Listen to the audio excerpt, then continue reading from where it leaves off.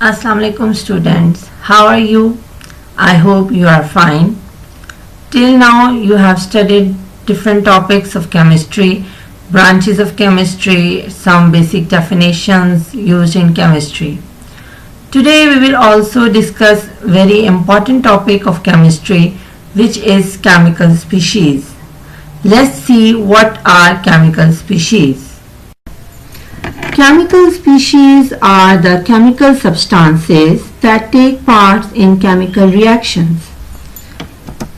These substances are mostly made up of matter, and matter is composed of molecules or ions formed by atom. Any type of ion or molecule which is formed by atom or group of atoms, they can take part in a chemical reaction and are termed as chemical species. There are three main types of chemical species: ions, molecular ions, and free radicals. We will discuss all these three types in detail. First type, what are ions? Ions are the charged species formed by the loss or gain of electrons. These charged species are made up of atom or chemically bonded groups of atom. So what is atom? We will discuss. Atom is the smallest particle of an element, means it is the smallest substance, smallest particle which is present in an element. It cannot exist in free state, means it always exists in a combined form with other atoms. It cannot exist independently, and atom is electrically neutral. Number of positive and negative charges in an atom are equal. That's why they cancel the effect of one another, and as a result atom is neutral.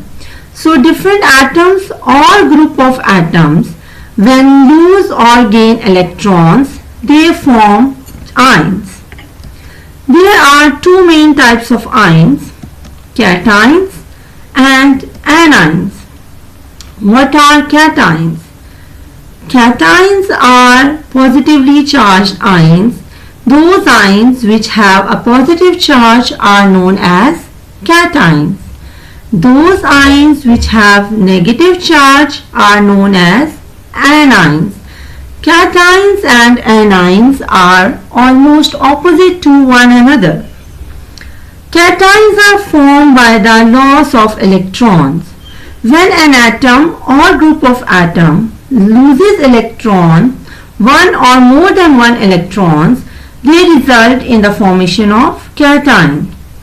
Similarly, when an atom or group of atoms accept electrons, they form anions. Cations are mostly metals because metals are electropositive and can lose electrons easily. So metals can result in the cations. Similarly, non-metals can easily accept the electrons. That's why non-metals can be converted into anions. These cations and anions combine together to form ionic compounds. But keep it in mind, in ionic compounds, number of anions and cations are such that they make the compound neutral. In a neutral compound, number of positive and negative ions are equal, so they cancel the effect of one another. And as a result, a compound is neutral. We will discuss the formation of sodium ion. You can see sodium atom has 11 protons in its nucleus and 11 electrons in the shells. Its outermost shell has one electron. By removing this one electron from the outermost shell, you can see sodium atom can be converted into sodium ion. In sodium ion, the number of protons remains equal, which are 11, whereas the number of electrons reduces to 10. As the positive charges in the nucleus are more in number as compared to the negative electrons. Therefore, the net charge on sodium ion is 1. Similarly, another example is of calcium ion formation. This is calcium atom having 2 electrons in the outermost shell. This calcium atom can lose these 2 electrons and form calcium ion. By the removal of 2 electrons, it gets +2 charge. The next is the formation of anions.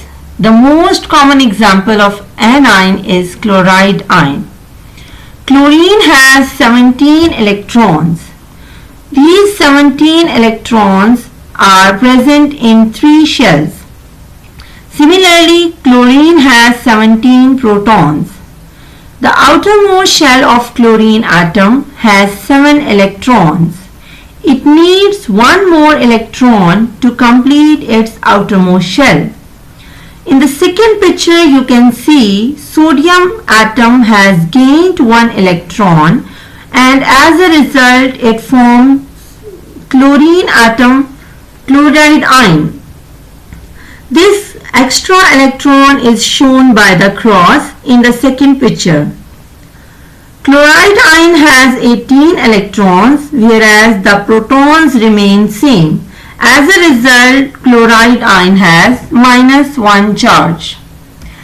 Another example is formation of oxide ion. Oxygen atom has 8 electrons. 6 of them are present in the outermost shell. You can see 2 electrons in the outermost shell are unpaired, and as a result oxygen needs 2 electrons to complete its outermost shell. Oxygen atom accepts these 2 electrons and as a result form oxide ion. Excess of 2 electrons result in the 2- charge. So these are the different types of ions. The question is, why an ion acquires a positive and negative charge? You know, in a neutral atom, number of protons are equal to number of electrons. So the charge on an atom is no. In case of cations, protons are more in number as compared to electrons. Why? Because the electrons are lost by atom. So greater number of proton results in positive charge. In anions, by the acceptance of electrons, by the gain of electrons, the number of protons is less than the electrons. That's why anions have a negative charge.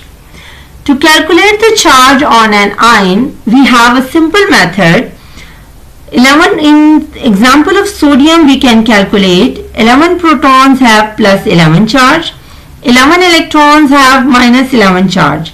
In case of sodium ion, sodium has lost 1 electron, so it has 11 protons +11 charge, 10 electrons and -10 charge. So by simple addition, +11 plus -10 is equal to +1. +1 is extra charge, that's why sodium ion gets +1 charge. So these are all about the ions. Next type of chemical species is molecular ion. Molecular ion, from its name we come to know, these are the molecules which loses or gains electrons. So molecular ions are formed by the loss or gain of electrons from a molecule. These molecular ions are very rare. They are very short-lived species, means highly reactive. They only exist at very high temperatures, and keep in mind they do not form ionic compounds. Molecular ions are not involved in the ionic compounds. Let's see the example of molecular ions. The most simple example is oxygen molecule. Oxygen molecule, when loses electron, it forms O2+. O2 molecule, by the loss of 1 electron, it forms O2 with plus 1 charge. Similarly, O2 molecule with the gain of 1 electron forms O2 minus 1 molecular ion. Next is nitrogen molecule. Nitrogen molecule can be converted into N2 plus by losing 1 electron. Similarly, nitrogen molecule can be converted into N2 minus by gaining 1 electron. Third type of chemical species is free radicals. Free radicals are the atoms which has unpaired electrons and bears no electrical charge. Unpaired electron means their electrons can't be grouped or paired. If atom have even number of electrons, they can be paired, whereas when atom has odd number of electrons, they can't be paired. So these atoms mostly have odd number of electrons, which are unpaired electrons, and they have no electrical charge. The most common example is hydrogen. Hydrogen has only 1 electron in the outermost shell. That's why hydrogen is a very good free radical. These free radicals are represented by a symbol with the dot. You can see H with dot, Cl with dot. These are the representation of free radicals. The most important is formation of free radicals. Free radicals are formed in the presence of sunlight or heat. Mostly halogens are exposed to sunlight.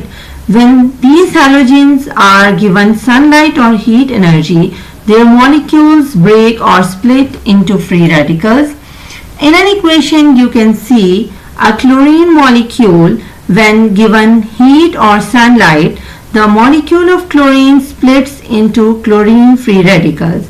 So halogens or different compounds, different molecules can be converted into free radical in the presence of sunlight.